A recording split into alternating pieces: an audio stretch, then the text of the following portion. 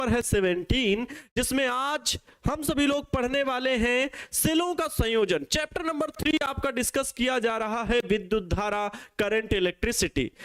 Lecture number कौन सा है प्यारे बच्चों? 17। लेकिन बहुत ये लेंथी चैप्टर है और काफी इंपॉर्टेंट लेक्चर है, क्योंकि इस चैप्टर से रिलेटेड सबसे ज्यादा न्यूमेरिकल प्रॉब्लम बनने की संभावना ज्यादा होती है।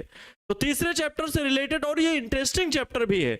इसमें सबसे मोस्ट इंपॉर्टेंट फार्मूला जो आप लोग अभी अगले लेक्चर में सीखोगे उसे क्या कहते हैं? तो किरचॉफ्स लॉ, जिनके दो नियम पढ़ोगे। एक तो होगा प्रथम नियम, जिसे संधि का नियम कहते हैं, धारा का नियम कहते हैं, और दूसरा विभव का नियम या वोल्टेज रूल भी आप सभी लोग सीखने वाले हो। किरचॉफ्स लॉ पे मैं बहुत ही शानदार ट्रिक्स बताऊंगा, जिनकी मदद से आपको न्यूमेरिकल बनाना आसान होगा। और बड़े बड़े न्यूमेरिकल आते हैं बच्चों, लेकिन उनको चुटकियों में सॉल्व करना आप सीख जाओगे, लेकिन इसके आगे वाले लेक्चर में। फिलहाल बात कर रहे हैं प्यारे बच्चों हम लोग सेलों के संयोजन की, और अभी तक हम लोगों ने श्रेणी क्रम का संयोजन सीखा था बहुत अच्छे से। अभी बहुत सारी बातें हो चुकी है, चैप्टर लेंथी था लेकिन फिर भी बहुत ज्यादा कोर्स कवर किया गया है।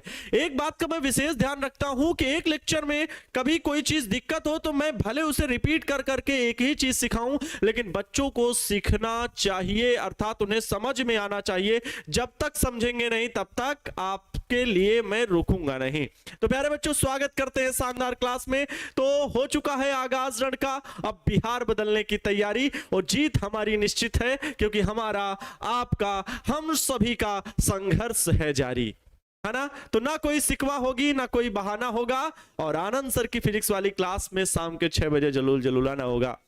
सर आपको प्रणाम करते हैं, आशीर्वाद दीजिए भाई। आशीर्वाद हमारा मतलब साथ के रूप में साथ निभाना, साथिया आप सभी के साथ प्यारे बच्चों हमेशा बना हुआ है, और उस ईश्वर से हम जरूर प्रार्थना करेंगे कि आप सभी का भविष्य उज्जवल हो, और आप सभी अपने माता पिता के सपनों को जो साकार करने की मजबूत इरादों के साथ मेहनत कर रहे हैं वो कामयाब हो, वो चमक उठे। पड़ोसी देखें, गांव वाले देखें, क्षेत्र देखें कि हाँ इस बच्चे ने तो बहुत अच्छा किया। तो 12th का परिणाम बहुत बेहतरीन हो, उसके आगे के जो एग्जाम हो उसमें भी आप सभी बेहतरीन करें, ऐसे मैं प्रार्थना करता हूं। प्यारे बच्चों चलते हैं आगे के मोटिवेशन की तरफ। थोड़ा सा जो रोज बोलते हैं स्वरचित ये पंक्तियां हैं। पंक्तियां क्या है प्यारे बच्चों? अभी तो जमी पर उतरे हैं, आगे आकाश में भी उड़ेंगे। अभी तो जमी पर उतरे हैं, आगे आकाश में भी उड़ेंगे। बिहार का अब हर बच्चा कहता है हम भी टारगेट बोर्ड से ही पढ़ेंगे। बिहार का अब हर बच्चा कहता है हम भी टारगेट बोर्ड से पढ़ेंगे। तो सभी लोग जल्दी से क्लास में जुड़ जाइए, सभी लोग जल्दी से क्लास में जुड़ जाइए, और हम क्लास को कंटिन्यू करते हैं। अच्छा प्यारे बच्चों, अभी तक हम लोगों ने जो ये चैप्टर नंबर 3 चल रहा है, विद्युत धारा, करंट, इलेक्ट्रिसिटी, बहुत सारी बातें सीखी। मतलब सर क्या केवल इसमें विद्युत धारा के बारे में बताया जाता है, I बराबर Q/T, तो क्या केवल इसी के बारे में पढ़ना है? इससे जुड़ी सभी घटनाओं के बारे में पढ़ाया जाता है। और मैंने इतना बेसिक से आपको सिखाया, ये इलेक्ट्रोस्टैटिक चैप्टर ही ऐसा है, स्थिर वैद्युतिकी। जो आपके पहले 2 चैप्टर थे वो स्थिर वैद्युतिकी से रिलेटेड थे, ये तीसरा चैप्टर जो है वैद्युत गतिकी से रिलेटेड है, अर्थात इलेक्ट्रोडायनेमिक्स जिसे बोलते हैं, जहां पर आवेश दौड़ता है। और जब आवेश दौड़ने लगता है तो क्या होती? करंट फ्लो होती है। जितने समय में फ्लो होती है उसे प्रति सेकंड प्रवाहित होने वाली प्रवाहित होने वाले आवेश को ही वैद्युत धारा कहते हैं, या कह लो किसी भी चालक में आवेश प्रवाह की दर को वैद्युत धारा कहते हैं। बड़ा सिंपल वे में आप लोगों ने अभी तक इस चैप्टर को सीखा और आपको समझ में भी आया। आप सभी का साथ भी बहुत अच्छा रहा। हम लोग सेलों के बारे में समझे कि सेल कैसे होते। मैंने इस चैप्टर को, इसका पहला लेक्चर आपको YouTube में मिलेगा, बहुत बेसिक से आप सभी को समझाया कि सेल का निर्माण हुआ, तभी वैद्युत धारा सबसे पहले प्रवाहित की तो वोल्टा सर ने प्रामाणिक तौर पर। हालांकि अनुप्रयोगों के आधार पर देखा जाए तो वैज्ञानिक लुईगी ने भी मेढक के पैरों के बीच में एक धातु रख करके धारा प्रवाहित की थी, लेकिन वो प्रामाणिक नहीं थी। प्रामाणिक मतलब कोई रूल नहीं था, कोई टेक्नोलॉजी नहीं थी। उन्होंने पशु बिजली नाम करके उन्होंने ये सिद्धांत दिया था कि धातुओं पशुओं से बिजली प्राप्त होती है, जिसे पशु बिजली का सिद्धांत कहा गया या पशु बिजली नाम दिया गया। लेकिन क्या वास्तव में ऐसा था? नहीं, धातु से ही धारा प्रवाहित होती है। इस बात को वैज्ञानिक वोल्टा ने सिद्ध किया था। तो हम लोगों ने वैद्युत सेल के बारे में पढ़ा था। बड़े इंटरेस्टिंग वे में आपको बताया गया कि वैद्युत धारा प्रवाहित होने का कारण क्या होता है। तो मुक्त इलेक्ट्रॉनों का जो अनुगमन वेग होता है, मुक्त इलेक्ट्रॉनों के द्वारा जो अनुगमन वेग, जो मुक्त इलेक्ट्रॉन चालक में उपस्थित होते हैं, जैसे उनके सिरों में बैटरी या सेल जोड़ा जाता है, वो एक निश्चित दिशा में एक नियत वेग से गति करने लगते हैं, दौड़ने लगते हैं। उसी सेल या बैटरी की ओर वो आवेश दौड़ने लगता है। तो आवेश प्रवाह की विपरीत दिशा में वैद्युत धारा प्रवाहित होती है। और किस वेग से दौड़ते हैं तो उसे क्या बोलते हैं? अनुगमन वेग। और इससे रिलेटेड फिर आप लोगों ने इसी की सहायता से बहुत सारी चीजें पढ़ी थी। अनुगमन वेग के द्वारा ओम का नियम पढ़ा था, अनुगमन वेग तथा धारा घनत्व में संबंध पढ़ा था। धारा घनत्व को जे से डिनोट करते हैं, जे बराबर आई अपान में ए होता है ना।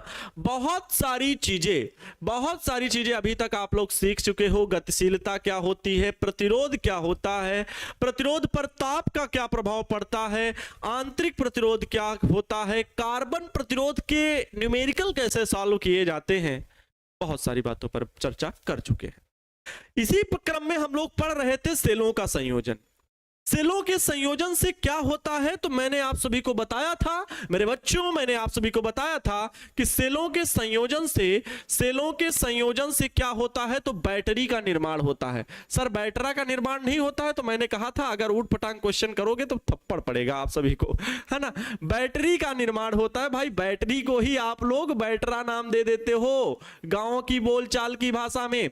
बड़ी बैटरी देखी तो एक है बैटरा, बहुत बढ़िया है, बैटरा नाम दे दिया उसको, है ना। बाल्टी छोटी थी तो बाल्टी है, बड़ी बाल्टी हो गई तो उसका नाम बाल्टा दे दिया।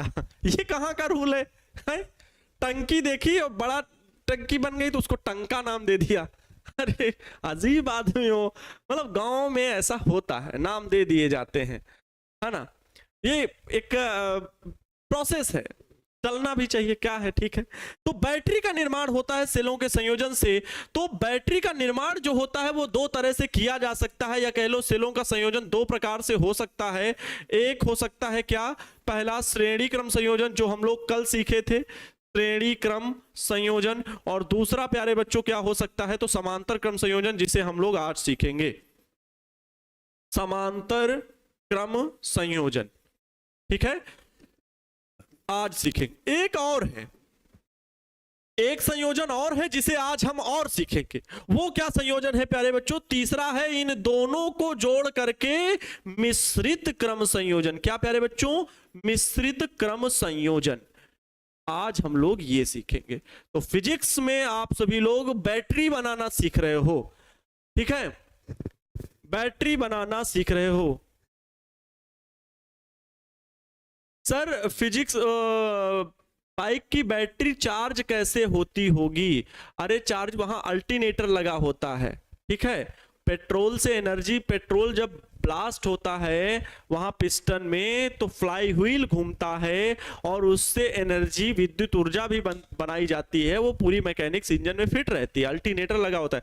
जैसे फोर व्हीलर में भी तो बैटरी रखी होती है, वो भी चार्ज होती है, वैसे ही अल्टरनेटर लगे होते हैं जिससे बैटरी को ऊर्जा मिलती रहती है, चार्ज होता रहता है ना।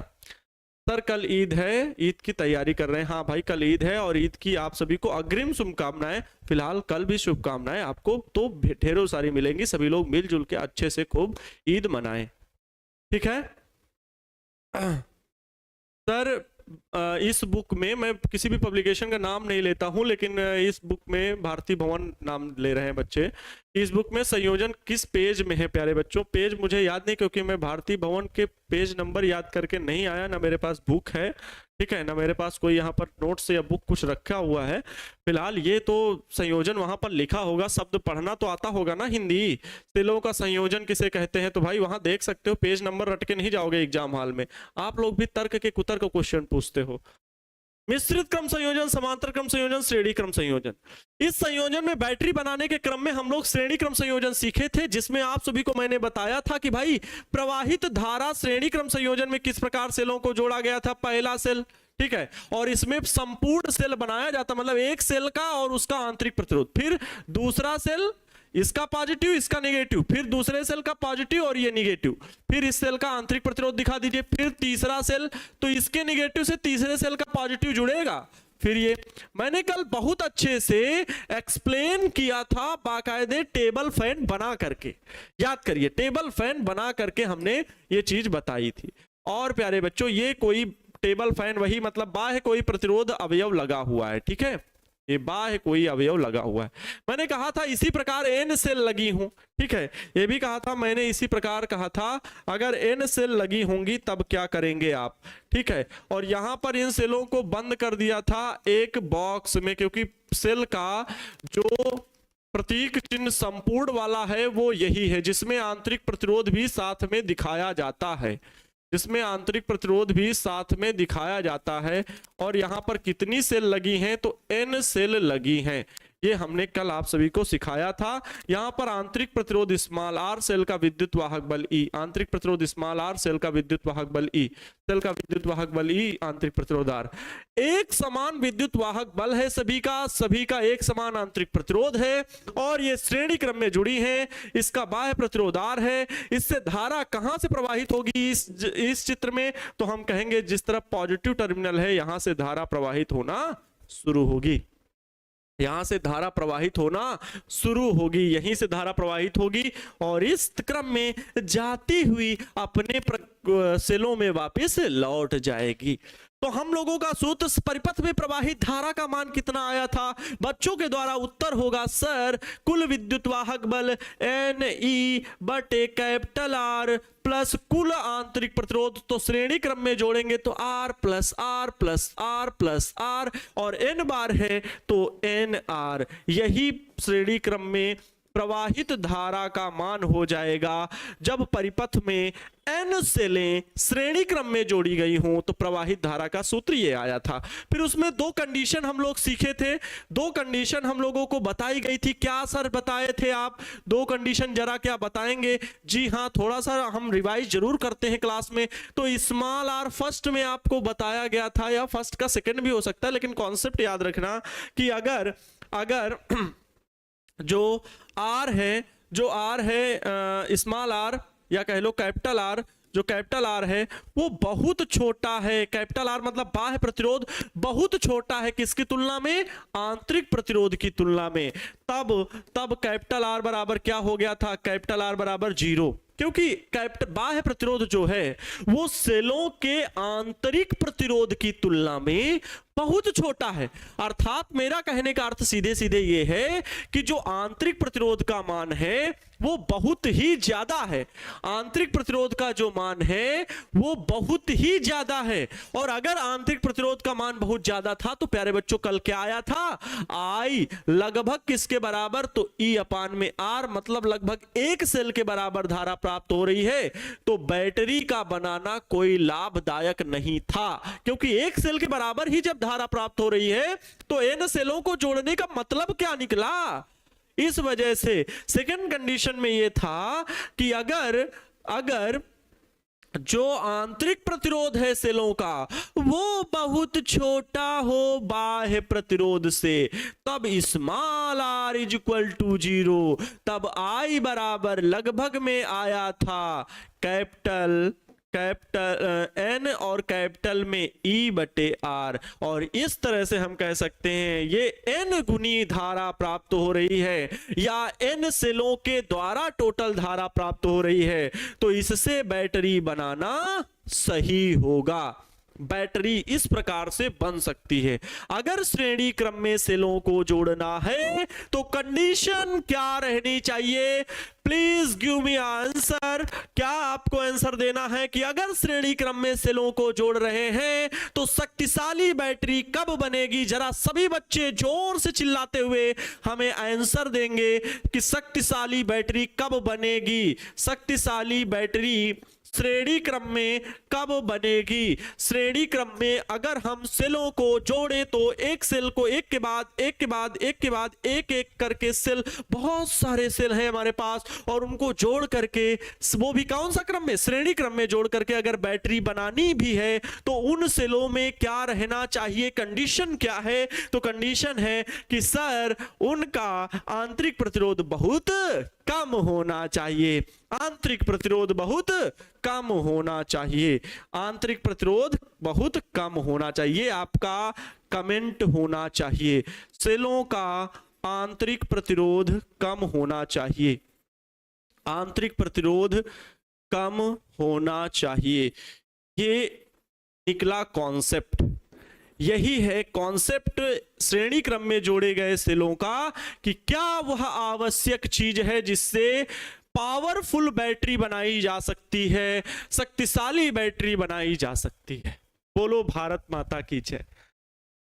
ठीक है, हाँ सर कितना एपिसोड चलेगा?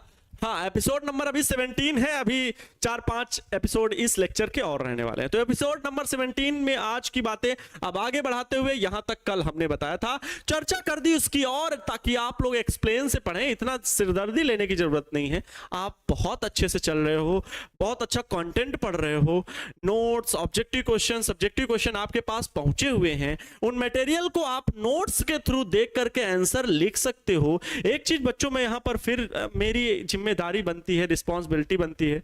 याद करें जब मैंने पहली क्लास ली थी तो वहां पर आप सभी को मैंने बताया था इंट्रोडक्शन 12th में, बच्चों किसी भी चीज को आप लोग मतलब अगर दिल से मानते हो, ठीक है, अगर कहीं से दिल से प्रेम करते हो तो इन बातों को लेते हुए चलिएगा, समझते हुए चलिएगा। जो भी मैंने सीखा, जो भी मैं मेहनत करता हूं, वो कहीं किसी ना किसी माध्यम से आपको देना चाहता हूं, और इस 1 घंटे के समय में मैं जो भी पा पाता हूं, जो भी कर पाता हूं आपके लिए गला फाड़ करके, कि मेरे मुंह से कभी भी एनर्जी की आवाज कम ना हो।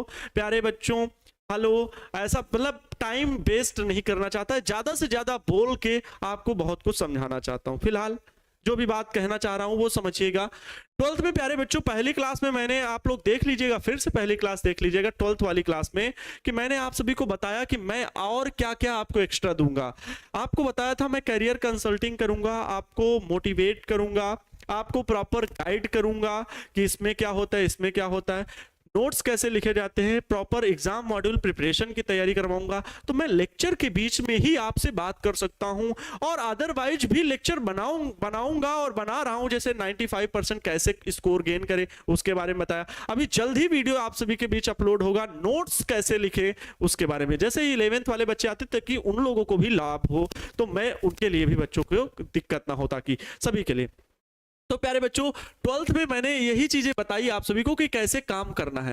तो आप लोगों को मैं आज एक चीज और सिखा देना चाहता हूं। जीवन में हमेशा याद रखें, अगर आप एक स्टूडेंट हैं, और ये स्टूडेंट कब तक रहेंगे, स्टूडेंट कब तक रहेंगे, अगर आपके अंदर अभिमान नहीं है, ईगो नहीं है, घमंड नहीं है, ईर्ष्या नहीं है, तो एक बात हमेशा याद रखें, आजीवन, लाइफ टाइम एक आप स्टूडेंट हैं, आजीवन एक स्टूडेंट हैं। सीखते रहिएगा जीवन भर, कभी अपने आप में अहम नहीं कीजिएगा। कहते हैं, है ना, सरबुलंदी का एक वजीफा है, ये बुजुर्गों से हमने सीखा है। सरबुलंदी का एक वजीफा है, ये बुजुर्गों से हमने सीखा है। खुद को छोटा समझते रहिए, ये बड़े होने का तरीका है। खुद को छोटा समझते रहिए, ये बड़े होने का तरीका है। ठीक है प्यारे बच्चों, तो इस बात को याद रखें। मैंने एक चीज कहा, अगर आप विद्यार्थी जीवन में है, कोई भी चीज है, अभी आप अगर पढ़ रहे हो, तो इस बात को हमेशा याद रखें, अगर आपको बोर्ड एग्जाम की तैयारी करनी है, तो बोर्ड एग्जाम और किसी भी एंट्रेंस एग्जाम के लिए, किसी भी चीज को पर्टिकुलर तैयार करने के लिए, सिलेबस को खत्म करने के लिए 3 वीपन है प्यारे बच्चों। 3 वीपन है। सर वीपन क्या होता है? तो प्यारे बच्चों, वीपन को बोलते हैं हथियार।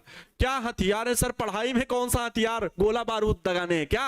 नहीं प्यारे बच्चों, गोला बारूद नहीं दगाने हैं, लेकिन 3 वीपन बता रहा हूं। और जो बच्चा इन 3 वीपन को रेगुलर फॉलो करेगा, मैं गारंटी देता हूं इस बात की, चुनौती, इस चीज को एक्सेप्ट कर लेना कि कोई भी बच्चा 90%, 85%, मतलब ऐसे मार्क आएंगे 80% प्लस, कि उन्हें देख करके खुद को गौरवान्वित महसूस करेंगे। पहला क्या है? पढ़ाई में सबसे ज्यादा जरूरी चीजें वो है रीडिंग। ठीक है, सबसे ज्यादा जरूरी है रीडिंग। 3 विपन है, रीडिंग, राइटिंग, ठीक है। बहुत सारे बच्चे हैं रीडिंग तो करते हैं, दिन भर किताब खोले पढ़ रहे हैं, लिखने से मतलब ही नहीं। सर जी यहां से न्यूमेरिक पैनल पीडीएफ भेज दीजिए, पैनल पीडीएफ भेज दिया, उसको ताक लिए और ताक करके छोड़ दिया, आनंद सर की तो बात लग गई।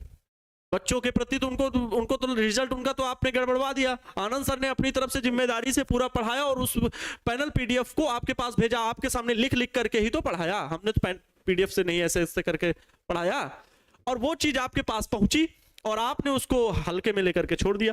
तो रीडिंग के साथ साथ राइटिंग जरूरी है, और जब आप रीडिंग और राइटिंग साथ साथ करें तो रिवीजन के लिए प्यारे बच्चों लर्निंग जरूरी है। लर्निंग क्या है? तो याद करना, इस चीज को समझिए।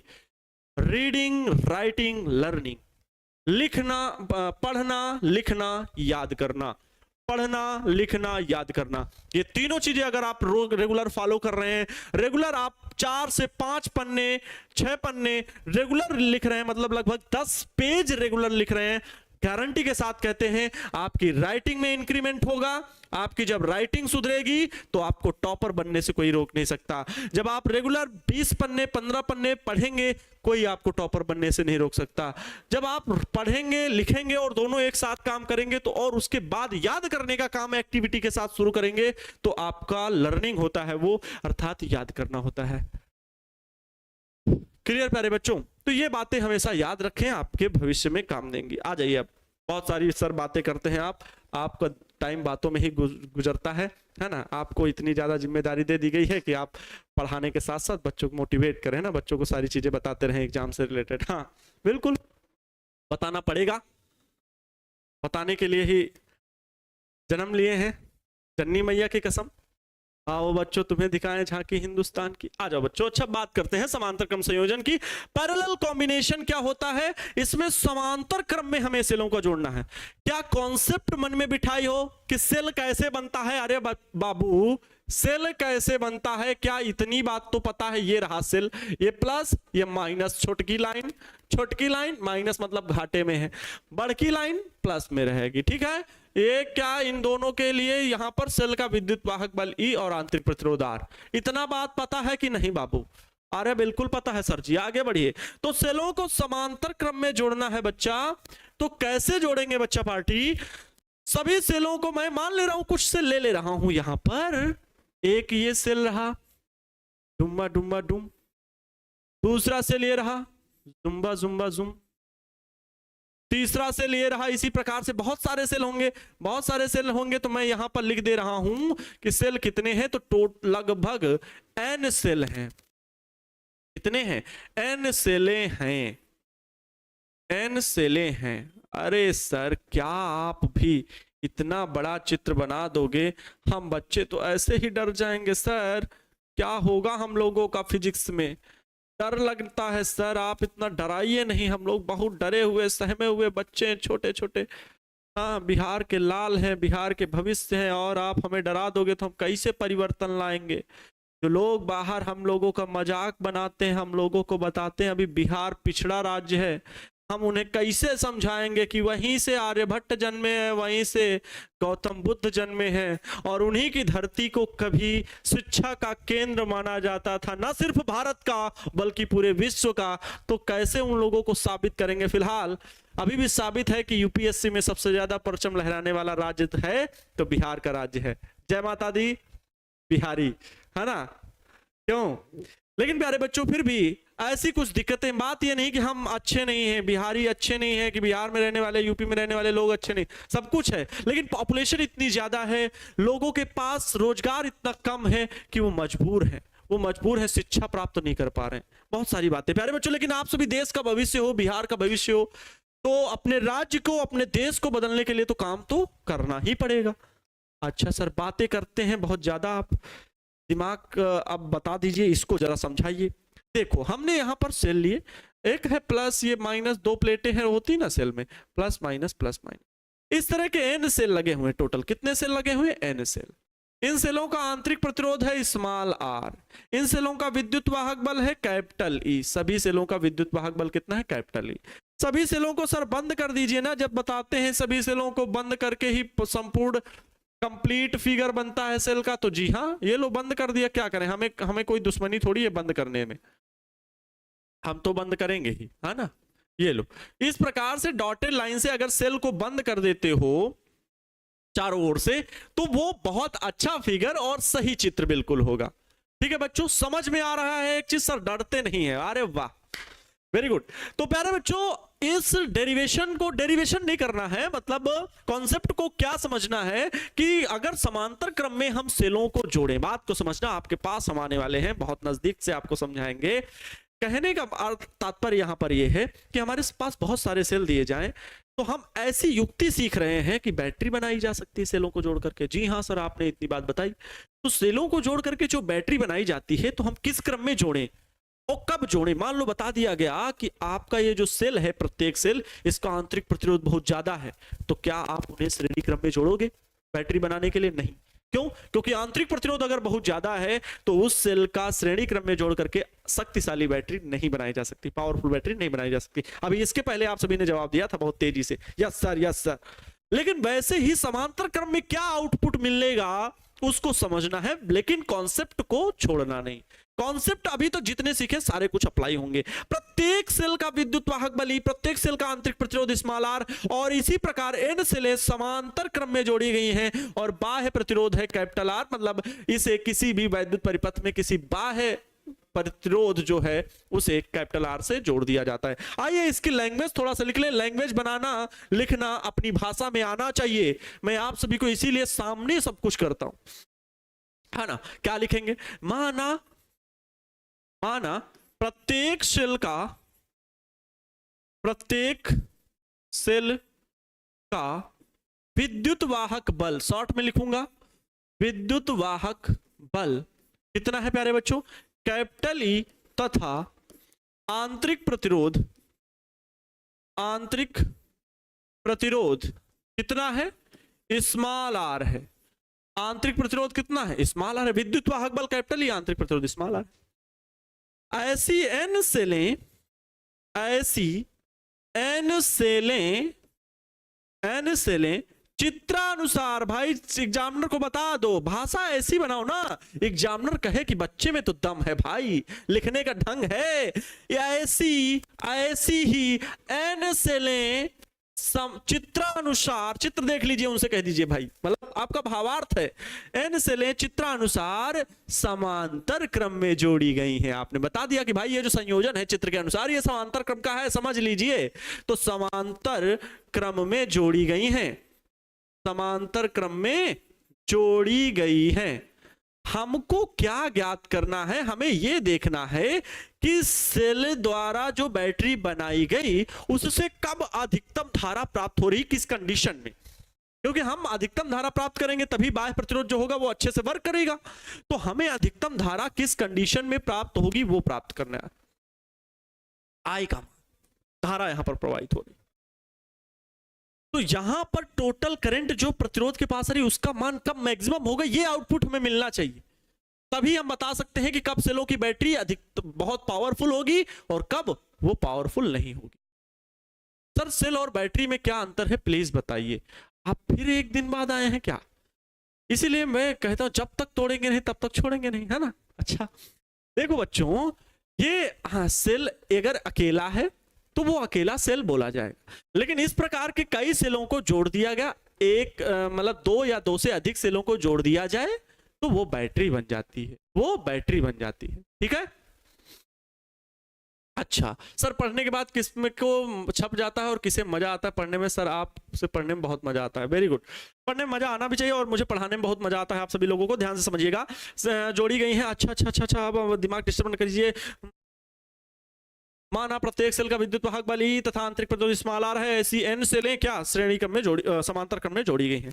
हमें सेल से प्रवाहित धारा का मान चाहिए और हम लोगों को सूत्र याद है, जल्दी बताइए। हमने जब सेल के संबंध में सेल से प्राप्त धारा या परिपथ में प्राप्त धारा का मान बताया था, जल्दी से याद करें तो हमने कहा था सेल का कुल विद्युत वाहक बल बटे capital R plus small R. बोलो ये आया था कि नहीं, यस और नो? फिर ऐसे ही वो तो वहां एक सेल था तो एक सेल के लिए एक विद्युत वाहक बल ऊपर और एक आंतरिक प्रतिरोध है नीचे। लेकिन अगर बहुत सारी सेलें हों तो सभी सेलों का कुल विद्युत वाहक बल बटे कुल बाह्य प्रतिरोध प्लस कुल आंतरिक प्रतिरोध। अच्छा सर, बहुत गजब बात है। तो हमें आई का मान निकालने के लिए पहले कुल विद्युत वाहक बल चाहिए।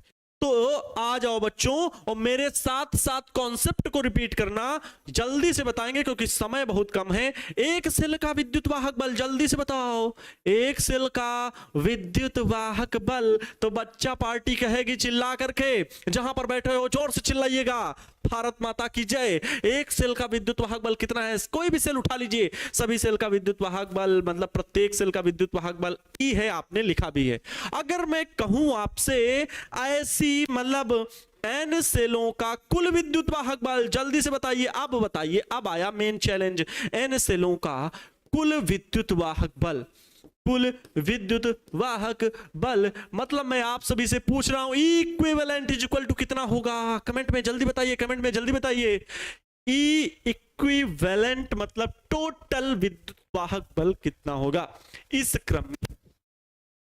अगर समांतर क्रम में प्रतिरोध वाला कंडीशन याद करिए ओम के नियम में, अगर समांतर क्रम में प्रतिरोध जुड़े हुए थे तो उनके सिरों का बच्चों, उनके सिरों का जो विभवांतर था ना वो समान रहता था।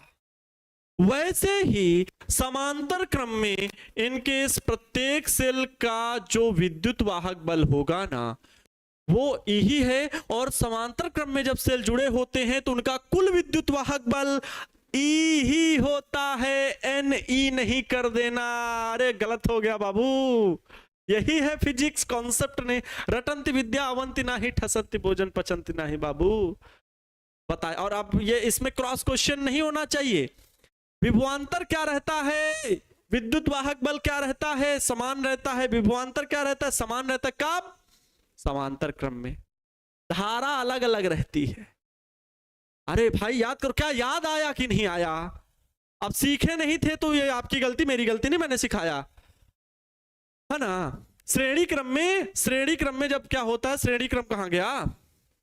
श्रेणी क्रम में हर एक का विभव अलग अलग रहेगा। हालांकि यहां पर विद्युत वाहक बल समान है तो V1 V2 ऐसा करके अलग अलग। यहां पर E समान था तो E जुड़ा था, नहीं जुड़ता। यहां पर मान लेते हम इनका जो विभवांतर होता बच्चों, इनका जो विभवांतर होता वो V1 मान लेते, इसका विभवांतर V2, इसका विभवांतर V3, इनके सिरों का इस प्रकार से। लेकिन सबका जो विद्युत वाहक बल था ना, जैसे यहाँ इसका विद्युत वाहक बल E1 प्लस इसका विद्युत वाहक बल E2 प्लस इसका विद्युत वाहक बल E3, ये इस प्रकार से था। लेकिन जब सभी समान ही हैं, n तक समान है n बार, तो E plus E plus E plus n बार है तो NE आ गया था। श्रेणी क्रम में इस प्रकार से विद्युत वाहक बल जोड़ेंगे, लेकिन समांतर क्रम में विभवांतर समान होता है, विद्युत वाहक बल समान होता है। बच्चा पार्टी याद रखेंगे, समांतर क्रम में विद्युत वाहक बल समान होता है, अर्थात E ही रहेगा, NE नहीं होगा, NE नहीं होगा। अच्छा अब देखो, अब सर जी बात आप क्यों निकाले, ये कुल विद्युत वाहक बल क्यों निकाले? बताया मैंने आपको, रटाया नहीं सर। I बराबर कुल विद्युत वाहक बल मतलब टोटल E इक्विवेलेंट निकाल लो, बटे कैपिटल R जो बाह्य प्रतिरोध लगा है वो निकाल लो, प्लस R इक्विवेलेंट निकाल लो। ये चीज मैंने आपको सिखाई है। एक सेल से प्राप्त धारा का मान आपको याद कराया है, देख लेना। मैंने जहां सेल से प्राप्त धारा से किया गया कार्य निकाला गया था, कार्य दो भागों में बंटता है, उसके बाद वो डेरिवेशन कराया, जहां पर आपको सिखाया था सेल के विद्युत वाहक बल E टर्मिनल विभवांतर V तथा आंतरिक प्रतिरोध में संबंध, और सूत्र आया था V is equal to E minus IR। ये कब रहेगा? जब सेल धारा देगा या सेल द्वारा कुछ कार्य हो रहा हो, मतलब परिपथ में radio, TV, fridge, cooler, cell द्वारा कुछ भी चलाया जा रहा हो। सेल मतलब धारा प्रवाहित कर रहा हो। लेकिन जब सेल को बैटरी किसी चार्जर में लगा देंगे, जैसे मैंने बहुत अच्छे से बताया था बच्चों, इस तरह का मैंने चार्जर दिखाया था। देखो इस चार्जर में ये दो बैटरियां लगी हुई हैं। ये कैसे सेल हुए? द्वितीयक सेल हुए, क्योंकि ये चार्ज हो सकते हैं, प्राथमिक सेल चार्ज नहीं होते, सब कुछ बताया हुआ है। इसमें लगा दिए तो ये चार्ज हो रहे हैं, अर्थात ये धारा ले रहे हैं किससे, ये जो करंट फैली हुई वायरिंग उससे ये धारा ले रहे हैं, ये चार्ज हो रहे हैं। तो तब सूत्र क्या हो जाएगा, V बराबर E प्लस आई आर। तब ये आई आर विभव लेते हैं, आई आर विभव लेते हैं। सॉरी सर रॉन्ग हो गया, कोई दिक्कत नहीं बच्चों, गलती मान लेते हैं तो आप कोई गलत बात नहीं है, अच्छी बात ही है। गलती तो हम भी मान लेते हैं, गलत आ गया, हम भी तो कहते हैं जब से हमसे गलती होती है तो हम कहते हैं आनंद सर को तेल खौलते तेल में डाल दिया जाए। लेकिन गलती होना जायज है, गलतियों में सुधार होना करना बहुत जरूरी होता है। ठीक है बच्चों, अच्छा चलो लिखा रहने दो, क्या जाता है उसको, लिखा रहने में क्या जाता है ना। ठीक है, अच्छा क्या निकाल रहे थे, अच्छा E मिल गया, E इक्विवेलेंट मिल गया इन सभी सेलों का। अब हमें R इक्विवेलेंट चाहिए, समय को देखते रहना, R इक्विवेलेंट चाहिए सभी सेलों के जो कुल आंतरिक प्रतिरोध है वो किसमें भी है, वो भी समांतर क्रम में टकट टकट टकट, सभी को देख लो है, टुक टुक टुक टुक, सभी सेल समांतर क्रम में। तो हमें R इक्विवेलेंट चाहिए। आ जाओ आगे बढ़ते हैं। एक सेल का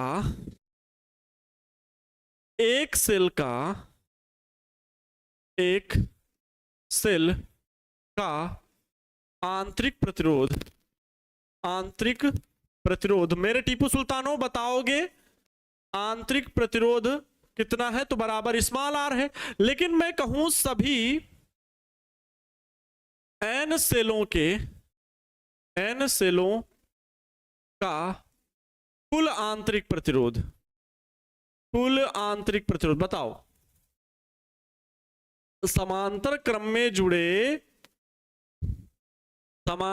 में जुड़े ये बात लिख दो, अच्छा यहां पर तो बहुत अच्छा रहेगा, समांतर क्रम में इस प्रकार लिख दिया, जुड़े नहीं लिखा है लेकिन फिर भी लैंग्वेज बन गई कि समांतर क्रम में सभी n सेलों का कुल आंतरिक प्रतिरोध कितना, मतलब R इक्विवेलेंट कितना होगा, जल्दी से बताओ। यहां क्वेश्चन मार्क मैंने बना दिया।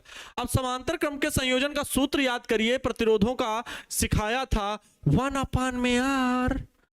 देखिएगा भाइयों बहनों मित्रों, 1/R equivalent is equal to, कैसे लगाएंगे, 1/, पहले सेल का आंतरिक प्रतिरोध स्मॉल r, दूसरे सेल का आंतरिक प्रतिरोध स्मॉल r, तीसरे सेल का आंतरिक प्रतिरोध स्मॉल r, इसी प्रकार n सेलों का आंतरिक प्रतिरोध dot dot dot dot dot टकट टकट r n लिख देंगे।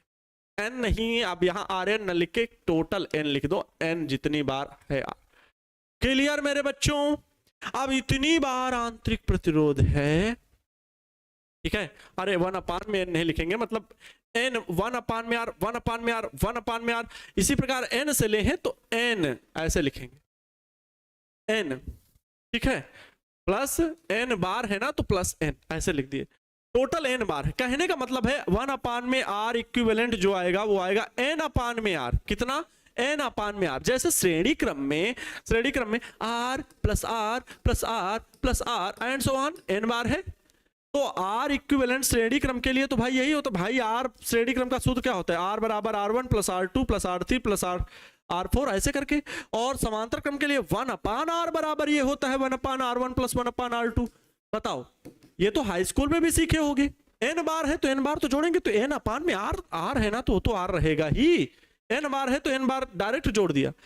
नहीं समझ में आ रहा है, नहीं समझ में आ रहा है सर जी, थोड़ा दूसरी तरीके से बताओ, नहीं समझ में आ रहा है, देखो 1/R plus 1/R plus 1/R, बताओ कितनी बार है, 1/R जोड़ के जल्दी बता दो कितना आएगा आंसर। सभी का आंसर बच्चों का आ रहा होगा 3/R। भाई R एलसीएम ले गो, 1 प्लस 1 प्लस 1 3/R आ जाएगा, सभी का होगा ना। इसी प्रकार अगर n बार है तो n बार n/R आएगा कि नहीं आएगा, n बार आएगा कि नहीं आएगा, यस सर आएगा। आप जवाब मिल गया, लेकिन हमें 1/R इक्विवेलेंट नहीं चाहिए। सर आपसे पढ़ने के बाद ऐसा लगता है कि हम भी किसी को पढ़ा ही दें, बहुत सही, हाँ ठीक पढ़ाना। 1/R इक्विवेलेंट, 1/R इक्विवेलेंट की वैल्यू R इक्विवेलेंट की चाहिए, इसको पलट दो तो R equivalent is equal to हो जाएगा, इसको पलट देंगे R/n, क्या मिला R/n। अब आपको यही दो मान बच्चों चाहिए थे, एक मान तो ये चाहिए था और एक मान ये चाहिए था, तब परिपथ में प्रवाहित धारा आप अच्छे से निकाल लोगे, ठीक है। परिपथ में प्रवाहित धारा आप अच्छे से निकाल लोगे मेरे बच्चों। मैंने तुमसे कहा था कि किसी भी चीज को लगाने के लिए, किसी भी चीज को सॉल्व करने के लिए सबसे पहले उसे समझना जरूरी होता है। ठीक है सर, आपकी ही बात सर आंखों पर। हाँ देखो प्यारे बच्चों, तो परिपथ में प्रवाहित धारा अगर हम निकालेंगे, परिपथ में प्रवाहित धारा है ना, परिपथ या प्रतिरोध आर में प्रवाहित धारा, जो भी लिख सकते, प्रवाहित धारा आई बराबर वैल्यू क्या, तो हम कहेंगे कुल आंतरिक प्रतिरोध, कुल विद्युत वाहक बल, वही तो ई इक्विवेलेंट बटे capital R plus R equivalent. बोलो यस और नो, है ना। वैल्यू रख दीजिए बच्चों, कोई दिक्कत नहीं, घबराने वाली बात नहीं है। ई इक्विवेलेंट की वैल्यू तो ई ही है, बटे आर तो कैपिटल आर ही रहेगा, प्लस स्मॉल आर इक्विवेलेंट की वैल्यू आई है आर बटे एन, आर बटे एन। सिंपल है, सिंपल है, बहुत सिंपल है। एन एलसीएम ले लेंगे, यहां पर 1 नीचे मान के एन एलसीएम लेंगे तो भाई एन तो यहां पर पहुंच जाएगा। देखना अगला स्टेप क्या आ जाएगा, आई बराबर अगला स्टेप में आएगा ई बटे कैपिटल ई बटे ये एन यहां पहुंचेगा N R plus small R whole upon में एन। बोलो ये बनेगा कि नहीं बनेगा। ये एन अगर हम पलटें तो ये एन इस ई के पास पहुंच जाएगा, मतलब टोटल यहां से अब आगे जो प्राप्त होगा वो आई बराबर मिलेगा, एन ऊपर जाएगा एन कैपिटल ई बटे small N capital R plus small R. ये होगी प्यारे बच्चों किसकी वैल्यू, तो ये वैल्यू होगी प्रवाहित धारा का मान होगा। प्रवाहित धारा का मान आई बराबर एन कैपिटल ई अपान में एन आर प्लस में स्मॉल। समांतर क्रम में अगर हम सेलों को जोड़ेंगे तो प्रवाहित धारा का जो सूत्र आएगा वो ये होगा। क्लियर मेरे शेर और श्रेणियों, क्या इस चीज को आप समझ पाए। प्रवाहित धारा का मान जो होगा वो ये होगा। सुभी कुमारी टुडे इज माई बर्थडे, नाम लेने के लिए आप लोग बोल देते हो। खैर जन्मदिन की आप सभी को, आपको सभी को नहीं, हार्दिक शुभकामनाएं। ठीक है सर, आपसे पढ़कर मैं बच्चों को पढ़ाने लगी हूँ। सुमन कुमारी जी बहुत अच्छी बात है सर। थ्योरी खत्म होने के बाद न्यूमेरिकल करवाएंगे जी, हाँ बहुत अच्छे से न्यूमेरिकल करवाएंगे। न्यूमेरिकल बहुत सारे हैं करवाएंगे, अभी किरचॉफ्स लॉ आएगा करवाएंगे, बहुत ज्यादा न्यूमेरिकल करवाने हैं। ओके देखो, अच्छा एक बार फिर से समझा दे, कोई दिक्कत नहीं, समझाएंगे जरूर। हमारे पास एक सेल अगर कहें तो कुछ इस प्रकार का होता है। ठीक है बच्चों ध्यान देना सभी लोग, अगर हम कहें एक सेल किस प्रकार का बनता है तो मैं कहूं इस प्रकार का सेल है, लेकिन एक सेल से हमें परिपथ में या कोई भी जो हमारे पास अवयव है वैद्युत वो चल नहीं पा रहा है। मान लो इसी माइक की बात करें तो ये माइक जो है वो एक सेल से नहीं चल सकता, तो इस माइक में प्यारे बच्चों 2 सेल लगे हुए हैं। कितने सेल लगे हुए हैं, 2 सेल लगे हुए हैं। ठीक है बात को समझना बहुत अच्छे से। अब एक सेल से ये माइक नहीं चल सकता था, 2 सेल लगे हुए हैं, तो लेकिन उन 2 सेलों को कैसे जोड़ा जाए हमारे लिए प्रॉब्लम होती है। तो इसके लिए हमारे पास 2 क्रम में जोड़ सकते हैं, श्रेणी क्रम में, समांतर क्रम में। हमने क्या किया, अगर श्रेणी क्रम तो सीख चुके हो, बाकी उसकी चर्चा नहीं करना। समांतर क्रम में जोड़ने के लिए हम किस प्रकार से जोड़ते हैं, तो सभी सेलों के धन ध्रुवों को एक बिंदु से जोड़ देना है और सभी सेलों के ऋण ध्रुवों को दूसरे बिंदु से जोड़ देना है। सर ऋण ध्रुव को जब जोड़ रहे हैं तो आंतरिक प्रतिरोध बीच में आ रहा है, नहीं बच्चों, वो चित्र में आंतरिक प्रतिरोध दिखाया गया है, बाकी टर्मिनलों के बीच में होता है आंतरिक प्रतिरोध, है ना। बात को समझना, जैसे मैं आपको कहूं ये सेल है तो इसका पॉजिटिव सिरा ये वाला, जिस तरफ एक खूंटी दिखती है वो पॉजिटिव और इस तरफ दूसरे सिरे पे नेगेटिव, और इसके बीच में जितना पार्ट है यहां पर आंतरिक प्रतिरोध होगा, क्योंकि यहां पर वो अवयव भरा है, रासायनिक पदार्थ भरा है। ठीक है बात समझ गए सभी को, ये चीज समझ में आ गई। वो तो चित्र में दिखाने के लिए आंतरिक प्रतिरोध इधर दिया, अब चित्र में आंतरिक प्रतिरोध बीच में थोड़ी दिखाया जाता है। क्यों नहीं दिखाया जाता, क्योंकि कभी कभी सेल को दिखाने के लिए केवल प्लस माइनस दिखाया जाता है, वहां आंतरिक प्रतिरोध को नहीं दिखाते, नहीं दर्शाते हैं। ठीक, तो इस बात से कोई फर्क नहीं पड़ता। इस प्रकार से आपके पास n सेल हैं और इनको समांतर क्रम में इसी प्रकार जोड़ते हैं कि सभी सेलों के धन ध्रुवों को एक बिंदु से और ऋण ध्रुवों को एक बिंदु से जोड़ देते हैं। जो अवयव चलाना है उसको बाहर जोड़ दिए। तो हमारे पास ये सिद्धांत है कि समांतर क्रम में अगर सभी सेल, चाहे जितने सेल जुड़े हों, सभी सेलों का जो कुल विद्युत वाहक बल होगा वो E ही रहेगा, E इक्विवेलेंट रहेगा। हमें सभी सेलों का आंतरिक प्रतिरोध भी निकालना होगा, क्योंकि धारा प्रवाहित करने का सूत्र तो ये है ना, अगर सेल से धारा प्रवाहित होती है तो उसका सूत्र ये होता है, सेल से प्रवाहित धारा का सूत्र सेल का विद्युत वाहक बल बटे बाह्य प्रतिरोध जो धारा जिसमें जानी है और सेल का आंतरिक प्रतिरोध। लेकिन यहां पर बहुत सारे सेल हैं तो E इक्विवेलेंट, R इक्विवेलेंट ये चाहिए, तो E इक्विवेलेंट तो E ही है, लेकिन R इक्विवेलेंट तो समांतर क्रम में जुड़े हैं तो सभी सेलों को समांतर क्रम में जोड़ने वाला सूत्र लगा दिया, N बटे R आया। ये तो 1/R की वैल्यू है, इसलिए पलट करके R इक्विवेलेंट तो ये भी पलटेगी वैल्यू, तो R/N। इसी सूत्र में हमने वो वैल्यू रख दी, हमारे पास विद्युत धारा का मान आ गया। अब यहां पर कंडीशन आप बना सकते हो, विशेष स्थितियां कि कौन छोटा कौन बड़ा, तब आप जाके शक्तिशाली बैटरी कैसे समांतर क्रम में बनेगी उस बात को स्पष्ट कर पाओगे। आइए समझते हैं विशेष स्थितियां क्या रहने वाली हैं। देखिए ध्यान से समझिएगा प्यारे बच्चों, टाइम हो रहा है ना, बहुत ज्यादा समय नहीं है। विशेष स्थिति फर्स्ट, विशेष स्थिति, क्योंकि मिश्रित क्रम संयोजन भी पढ़ना है। देखो टाइम हो रहा है, 12 से 15 मिनट हमारे पास है और जल्दी से हम सभी को सीखना है। विशेष स्थिति पहला पॉइंट अगर हम मान लें, यदि जो स्मॉल आर है, मान लो स्मॉल आर है वो बहुत छोटा है कैपिटल आर से, ठीक, तब क्या होगा, बात तो समझना, मैं ये कहना चाह रहा हूं कि यदि ये जो स्मॉल आर है वो बहुत छोटा है, very very very very very less than, is very very less than two capital R, बाह्य प्रतिरोध की तुलना में आंतरिक प्रतिरोध जो है ना सेल का वो बहुत कम है, अर्थात वैद्युत अपघट्य बहुत पावरफुल है धारा को प्रवाहित करने में, उसमें आंतरिक प्रतिरोध बहुत कम है।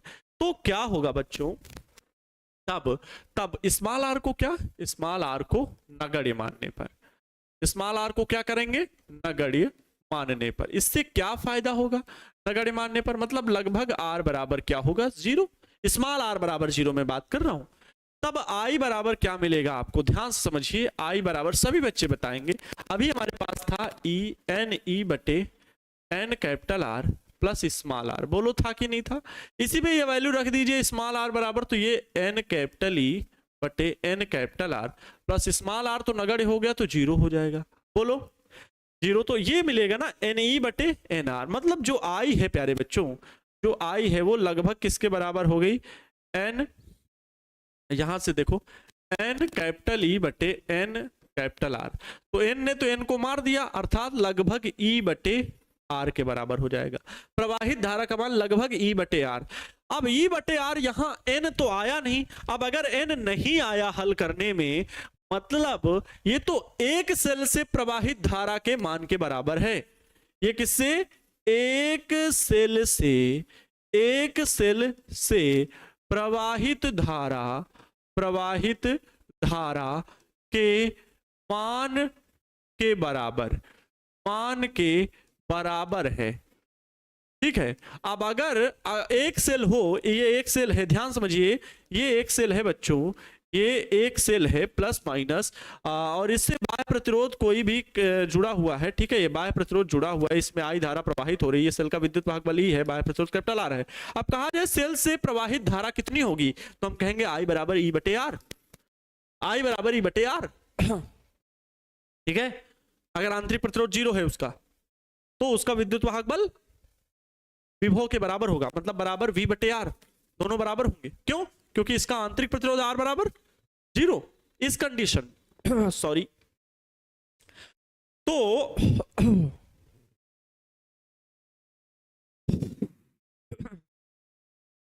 क्षमा चाहेंगे, तो E बटे आर V बटे आर मतलब बराबर ही है दोनों, तो ये एक सेल से प्रवाहित धारा के मान के बराबर है। अगर n सेल हैं तो भाई n आना चाहिए ना, तो नहीं आया, मतलब इस प्रकार बैटरी बनाना, या इस प्रकार समांतर क्रम में सेलों को जोड़ना। कैसे सेलों को जोड़ना, जिनका आंतरिक प्रतिरोध बहुत कम है बाह्य प्रतिरोध की तुलना में, तो इस प्रकार समांतर क्रम में सेलों को जोड़ना जोड़ना लाभदायक नहीं है, लाभदायक नहीं है। ठीक है, कोई लाभ नहीं है, सेलों को जोड़ने में कोई लाभ नहीं है। लेकिन वहीं अगर हम दूसरी कंडीशन देखें प्यारे बच्चों, दूसरी कंडीशन में हम कह लें, यदि दूसरी कंडीशन में मैं कह रहा हूं, यदि अब यहां ये माने थे, अब मान लो capital R is very very less than small R. ठीक है, capital R is very very less than small R, मतलब अब स्मॉल आर बड़ा है। ठीक है, तब आर को नगण्य मानने पर था, अब कैपिटल आर को नगण्य मानने पर, कैपिटल आर को नगण्य मानने पर। अब अगर कैपिटल आर मतलब बाहरी प्रतिरोध जो है ना, वो आंतरिक प्रतिरोध की तुलना में बहुत कम है। ऐसा नहीं है कि है नहीं, है लेकिन बहुत है, बहुत कम है। सर गुरुजी कैसे प्रश्न पूछेगा बता दीजिए। प्रश्न इस प्रकार से पूछेगा, मैं लिखूंगा नहीं, बोल रहा हूं, समझ लेना, कि सेलों के समांतर क्रम संयोजन को समझाइए। एक प्रश्न हो गया। दूसरा प्रश्न, सेलों का समांतर क्रम संयोजन किस प्रकार होता है और किस तरह आंतरिक प्रतिरोध तथा बाह्य प्रतिरोध का मान में किसका कम या ज्यादा या अधिक, जो भी शब्द उपयोग किया जाए, अधिक होगा तो शक्तिशाली बैटरी बनाई जा सकती। प्रश्न ऐसे भी पूछ सकता है कि सेलों के संयोजन से यदि सेलों का आंतरिक प्रतिरोध बहुत कम है, सेलों का आंतरिक प्रतिरोध बहुत कम है बाह्य प्रतिरोध की तुलना में, तो क्या समांतर क्रम संयोजन से शक्तिशाली बैटरी सब बनाई जा सकती है या नहीं, समझाइए। तो आपको पूरा डेरिवेशन करना होगा और फिर ये यहां पर बता करके कि एक सेल से प्रवाहित धारा के मान के बराबर आया है तो शक्तिशाली बैटरी नहीं बनाई जा सकती। पूरा लिख करके आपको समझाना होगा, 5 नंबर में, 2 नंबर में, जैसे भी आए उत्तर देना होगा। अच्छा देखो, कैपिटल आर छोटा है स्मॉल आर से, तब आर को नगण्य मानने पर, अब अगर आर को नगण्य मानेंगे तो आर बराबर 0, तब कैपिटल आर बराबर 0। अब इसी सूत्र में अगर हम ये रख देंगे तो आई बराबर एन कैपिटल ई अपान में एन कैपिटल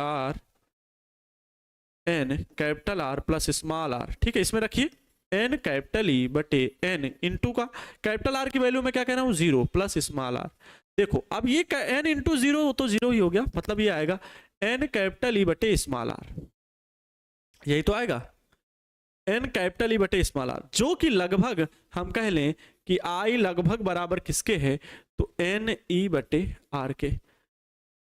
अब इससे तो ये स्पष्ट हो रहा है कि एन आया है, इस सूत्र में तो प्यारे बच्चों एन आया है, अर्थात इस प्रकार अगर हम जोड़ेंगे, इस प्रकार अगर हम जोड़ेंगे, इस प्रकार जोड़ने पर, और कैसे सेलों को, जिनका बाह्य प्रतिरोध बहुत कम हो आंतरिक प्रतिरोध की तुलना में, मतलब आंतरिक प्रतिरोध बहुत ज्यादा हो, तो इस प्रकार जोड़ने पर शक्तिशाली बैटरी समांतर क्रम में जोड़ने पर बनाई जा सकती है। इस प्रकार जोड़ने पर शक्तिशाली बैटरी बनाई जा सकती है।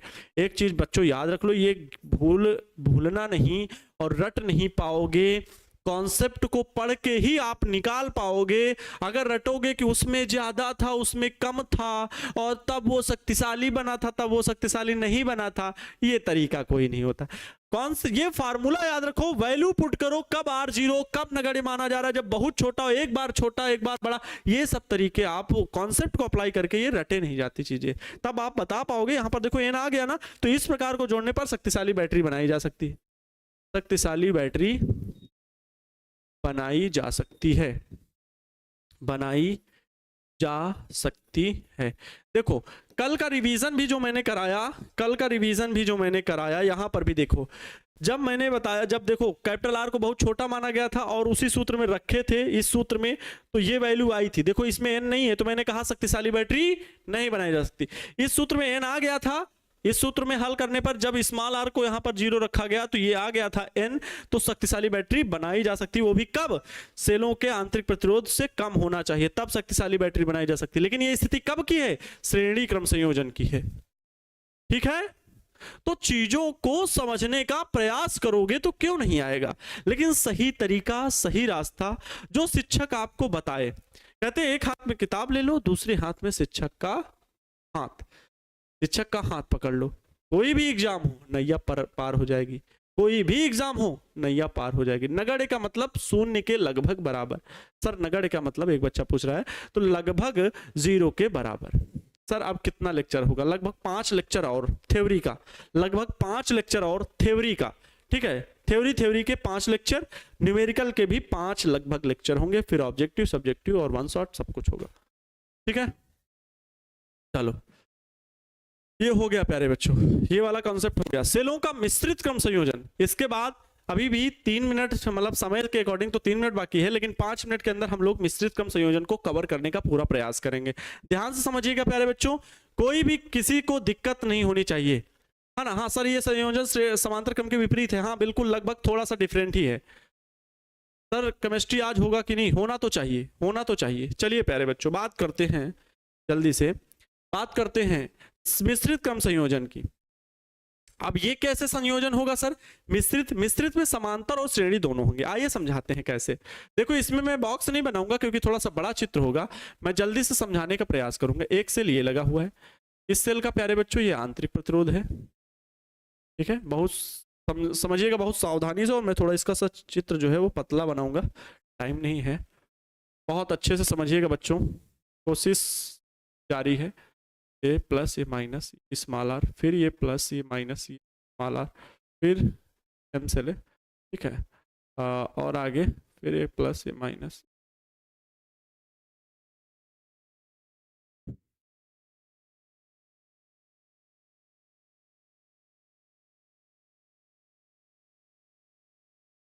ध्यान समझिएगा बच्चों।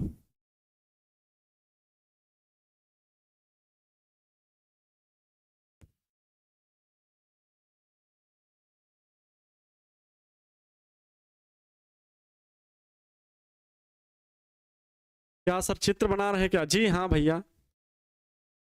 अरे सर ये क्या बना दिए हम बता रहे हैं। देखो प्यारे बच्चों मैं क्या कर रहा हूँ, ये सभी बहुत सारे सेल हैं, मेरे पास बहुत सारे सेल हैं, ठीक है। मेरे पास बहुत सारे सेल हैं, तो मैंने कुछ को श्रेणी क्रम में और कुछ को समांतर क्रम में जोड़ा है। कैसे? देखो वो क्रम आपको समझ में आ जाएगा, वो क्रम अभी आपको समझ में आ जाएगा किस प्रकार मैं जोड़ रहा हूँ। देखो अभी समझा दूंगा बच्चों, कोई दिक्कत नहीं है, मुझे समझाने में कोई दिक्कत नहीं है, ना कोई तकलीफ है, ना कोई शिकवा, ना कोई बहाना होगा। और जब तक बच्चों को समझ में नहीं आए तब तक आनंद सर आपको समझाना होगा, ये आपने कसम खाई है ना। वो भी कसम किसकी? तो जननी मैया की। जी हाँ बच्चों, आपको मैं एक एक चीज सिखा के ही जाऊंगा, भागना नहीं, बस आप लोग साथ निभाना, साथिया का पालन कर देना, तो कोई दिक्कत नहीं होगी। अच्छा बच्चों ध्यान से देखो, मैंने यहां पर बहुत सारे सेल बनाए हुए हैं, एक प्लस दूसरा माइनस, दूसरी प्लेट ये स्मॉल आर, दूसरा plus minus small R, plus minus small R. सभी सेल का विद्युत वाहक बल capital E capital E capital E, सभी सेल का विद्युत वाहक बल capital E capital E capital E. ये लो सभी सेल का विद्युत वाहक बल कैपिटल ई, सभी सेल का आंतरिक प्रतिरोध small R small R small R small R, plus minus plus minus plus minus plus minus plus minus plus minus, हो गया। अब ध्यान समझो, इसमें हमने किया क्या है कि बहुत सारी सेलें हमने क्या किया, एम सेल, बहुत सारे सेल हैं उनको पहले श्रेणी क्रम में जोड़ दिया। ये कितने प्यारे बच्चों हैं? टोटल एम सेल है। टोटल कितने हैं यहां पर बीच में? टोटल यहां पर बीच में है एम सेल। कितने सेल हैं? M cell. और ऐसी ही प्यारे बच्चों क्या है, ऐसी क्या है, एन पंक्तियां हैं। ऐसी ही क्या हैं? एन पंक्तियां हैं। कितनी पंक्तियां हैं? एन पंक्तियां हैं समांतर क्रम में। पहले तो श्रेणी क्रम में ये सारे सेल लगे ही हुए हैं, लेकिन ऐसी ही सेलों की पंक्तियों की एन पंक्तियां समांतर क्रम में हैं। यहां पर कितने सेल हैं? यहां पर कितने सेल लगे हुए हैं एक पंक्ति में? तो एम सेल लगे हुए हैं। ध्यान समझिएगा, मैं यहां पर लिख दे रहा हूं, लैंग्वेज लिख दे रहा हूं तो समझ में आ जाएगा कि मिश्रित क्रम संयोजन में,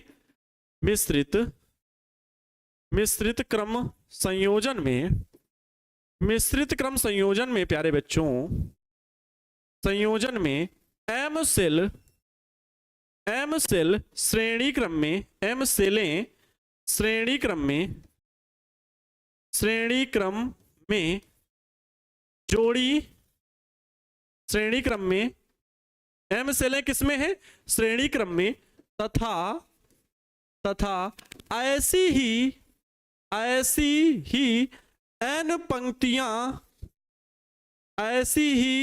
एन पंक्तियां समांतर क्रम में जोड़ी गई हैं। समांतर क्रम में जोड़ी गई हैं। सभी सेलों का विद्युत वाहक बल या प्रत्येक सेलों का विद्युत वाहक बल, प्रत्येक सेल का विद्युत वाहक बल ध्यान समझिए, कैपिटल ई तथा आंतरिक प्रतिरोध। अब ये चीज लैंग्वेज तो समझ में आ रही होगी, है ना। आंतरिक प्रतिरोध स्मॉल आर है। आंतरिक प्रतिरोध क्या है? स्मॉल आर है। ये चीज स्पष्ट हुई। मैं क्या कह रहा हूं? मिश्रित क्रम संयोजन। और मिश्रित क्रम में मैं 1 2 3 नहीं बता रहा हूं कि 1 2 3 का उदाहरण लेके बताऊं। मैं आपको इसीलिए एम सेल और एन से पंक्तियों का उदाहरण ले रहा हूं ताकि आप घबराओ नहीं। देखो, क्या ये सेल श्रेणी क्रम में है? Yes sir. क्या अब ये सेल समांतर क्रम में एक दूसरे के होंगे? Yes sir. तो श्रेणी क्रम भी हुआ और समांतर क्रम भी हुआ। अब यहां 3 पंक्तियां नहीं कह रहा हूं, n पंक्तियां हैं, कोई दिक्कत नहीं। n हो तो भी कोई दिक्कत नहीं है। तो अगर मैं कहूं प्रत्येक पंक्ति में लगे m सेलों का कुल विद्युत वाहक बल कितना होगा? जल्दी से बताइए, कौन बच्चा कमेंट कर सकता है? प्रत्येक पंक्ति में, आगे बढ़ते हैं, ठीक है, अगले स्लाइड में जाते हैं। प्रत्येक पंक्ति में ध्यान समझिएगा बच्चों, प्रत्येक पंक्ति में m सेलों का कुल आंतरिक प्रतिरोध कितना होगा? बताओ जल्दी। कुल आंतरिक प्रतिरोध। तो m सेल किसमें लगे हैं प्यारे बच्चों? श्रेणी क्रम में। यहां पर लिख सकते हो श्रेणी क्रम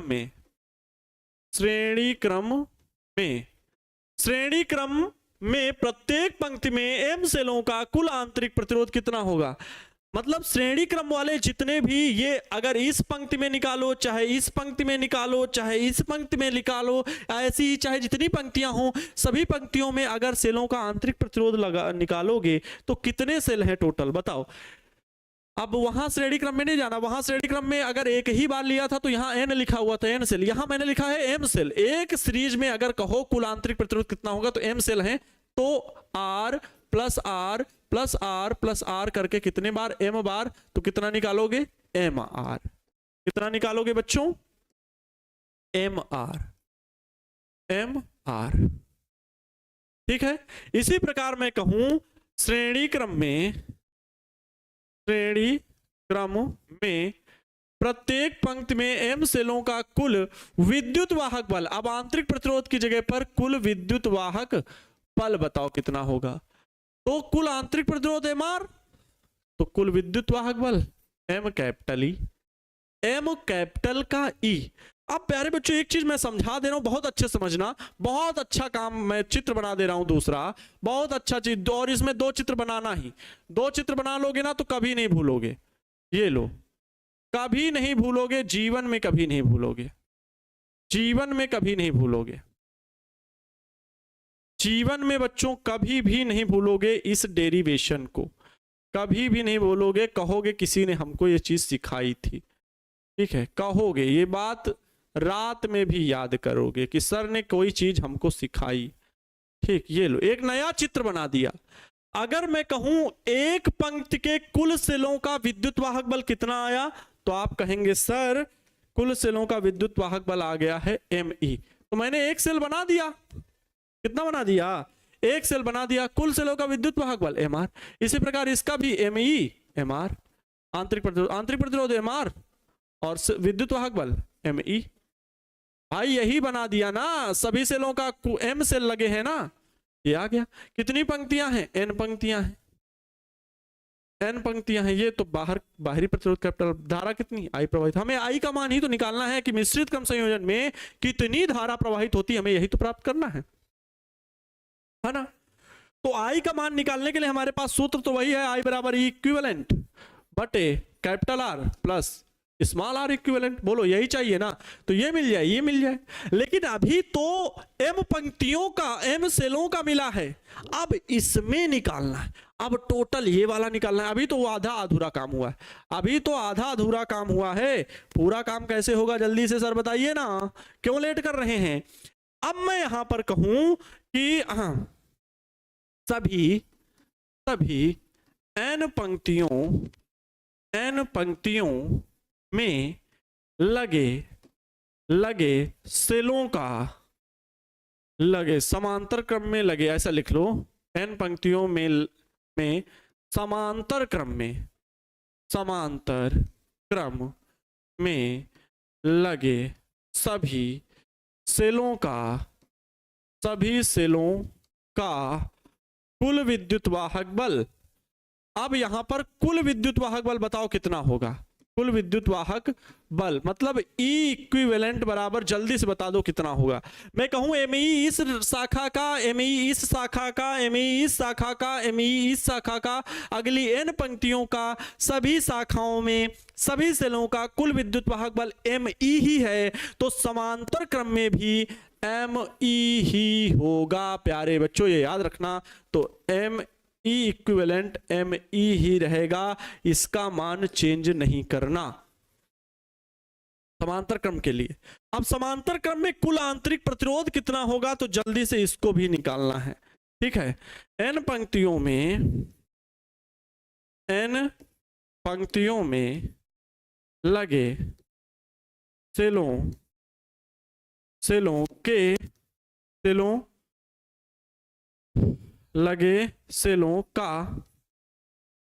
सेलों का कुल आंतरिक प्रतिरोध बताओ आप जल्दी से, क्योंकि हम थोड़ा सा लैंग्वेज शॉर्ट कर रहे हैं।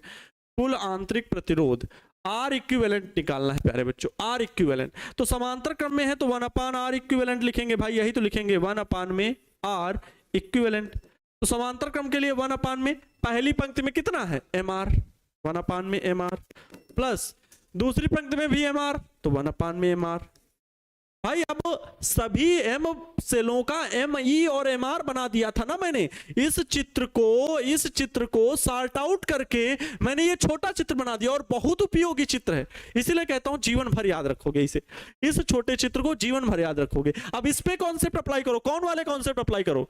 ये वाले जो मैंने यहां पे सिखाया था भाई, R E सभी के लिए विद्युत वाहक बल E बराबर था। वैसे ही यहां पर मैंने कहा कि ये M सेल थे, तो M सेलों का श्रेणी क्रम के लिए तो सभी को जोड़ते हैं, तो ME हो गया था, लेकिन समांतर क्रम में वही रहेगा, फिर ME है तो ME, और ऐसे ही एंड सो ऑन करके कितना N/MR, या कह लो N बार है ना, बस N लिख दो। तो ये टोटल जो आएगा 1/, में R इक्विवेलेंट जो आएगा वो आएगा N/MR, और पलट देंगे तो R equivalent is equal to, भाई क्योंकि हमें 1/R इक्विवेलेंट नहीं चाहिए, R इक्विवेलेंट चाहिए, तो इसको पलटिए, इधर भी पलटिए, इधर पलटेंगे तो कितना होगा, MR ऊपर हो जाएगा, MR/N हो जाएगा, MR/N हो जाएगा, ये वैल्यू आ गई।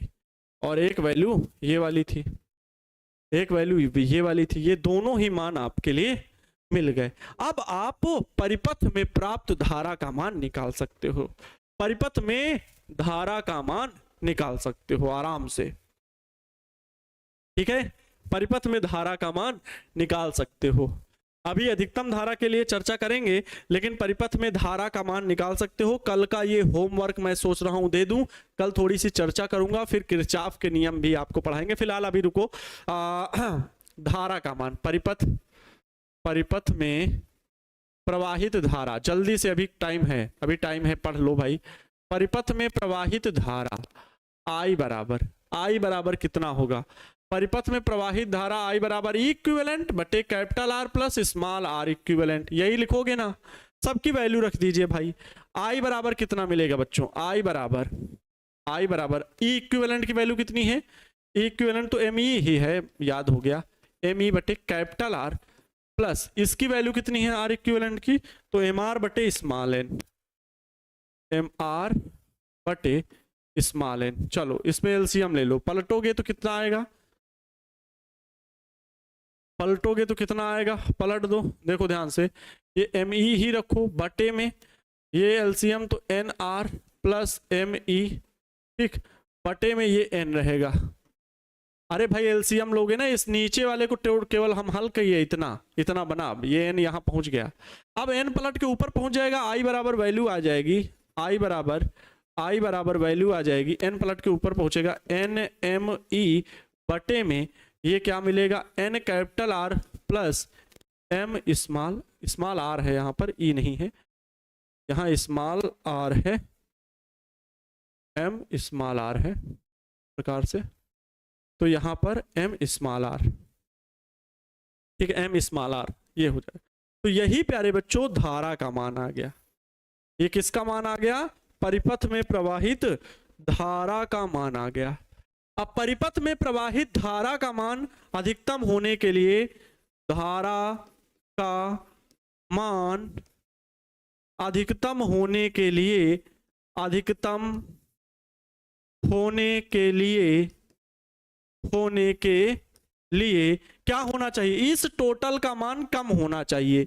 N R plus M R, N capital R M small R, ये नहीं समझना बार बार 2 बार आर लिख रहे हैं। का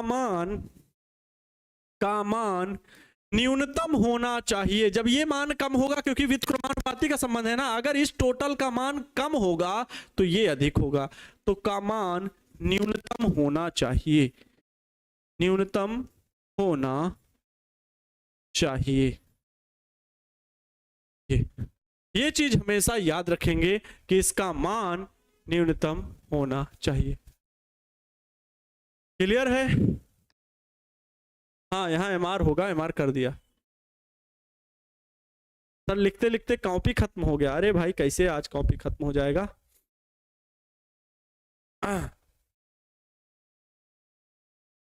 सर आप 12 बजे तक पढ़ाते रहिए सर फिजिक्स, मेरे बस की बात नहीं। ठीक है भाई, क्या बात करें, अब हम क्या ही कर सकते हैं। वैसे भी चुनौती ईश्वर की सबसे सुंदर बेटी है, और वो उसी को देता है जो उसके लायक हो, है ना? वो उसी के देता है जिसके लायक हो।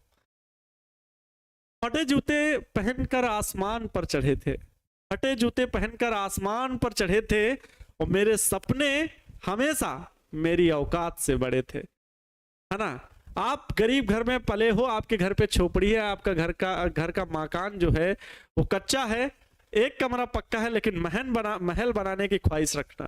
ख्वाहिशें बड़ी होनी चाहिए, लेकिन उन ख्वाहिशों को पूरा करने के लिए जो सपने देखो वो आंखें खोल के देखो। रातों में आंखों में पानी डाल के कंछे मार के जगना पड़ेगा भाई, कंपटीशन है। नींद आए तो सो जाना ये गलत बात है, नींद आए तो आंखों में पानी डाल के पढ़ना, नहीं तो दूसरा बाजी मार देगा। चलते हैं प्यारे बच्चों, इसी मोटिवेशन के साथ मिलते हैं प्यारे बच्चों नेक्स्ट वीडियो लेक्चर में। बहुत बहुत आभार, बहुत बहुत धन्यवाद आप सभी का जुड़ने के लिए। और कल का वीडियो लेक्चर इंपॉर्टेंट रहने वाला है, जिसमें हम लोग किरचॉफ्स लॉ के बारे में सीखेंगे। मिलते हैं नेक्स्ट वीडियो लेक्चर में, खुश रहें। हाँ, कल हो सकता है या फिर किरचॉफ का नियम आगे हो सकता है, मतलब कल हम लोग इससे रिलेटेड 1-2 न्यूमेरिकल प्रॉब्लम और इसकी भी जो बात थोड़ी बहुत रह गई उसको बता देंगे। तो ठीक है प्यारे बच्चों, जो भी होगा कल के लेक्चर में आप सभी को बहुत कुछ सीखने को मिलेगा। मिलते हैं नेक्स्ट वीडियो लेक्चर में। खुश रहें सभी लोग, मस्त रहें, दूसरों को भी खुश रखने का पूरा प्रयास करें। जय हिंद एवरीवन, वंदे मातरम।